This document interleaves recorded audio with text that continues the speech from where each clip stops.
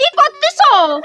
ও মা, ওড়না ভাঁজ করতেছো দেখতাছি। তা এইভাবে কি ওড়না ভাঁজ করে নাকি? হ্যাঁ মা, আরে এইভাবে ওড়না ভাঁজ করলে তো ভাঁজ সব খুইলা এখনই এলোমেলো হইয়া যাইবে। কেন মা, এইভাবে তো ওড়না ভাঁজ করতে হয়। আমি তোমার বাপের বাড়িতে সমস্ত ওড়না এইভাবেই ভাঁজ করতাম মা। এই সব সময় কথাই কথাই খালি বাপের বাড়ির কথা কেন টেনে আনো বলো তো বৌমা? এই শোনো, এটা কিন্তু তোমার বাপের বাড়ি নয়, এটা কিন্তু তোমার শ্বশুর বাড়ি। হ্যাঁ, এইটা মনে রাখো।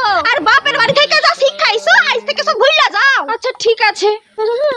কি ব্যাপার কি বৌমা, দুপুর 12টা বাইজা গেল, তা বলি রান্না বসাইবা না বসাইবা না? হ্যাঁ, রান্না? You mean cooking? আমি তো সেই বাপের বাড়িতে রান্না করতে পারতাম, এখন তো আর পারি না মা। আপনি তো কালকে বললেন যে বাপের বাড়ি থেকে যা কিছু শিখে এসেছো সব ভুলে যেতে, সেই জন্য আমি রান্না করাটা ভুলে গেছি মা।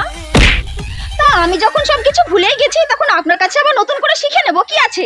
বলছি রান্না করতে যাওয়ার আগে আমার জন্য এক কাপ চা করে দেবেন তো মা। আমি চা করাটাও ভুলে গেছি জানেন তো। আর হ্যাঁ, আপনি আমাকে চা করাটাও শিখিয়ে দেবেন তো মা।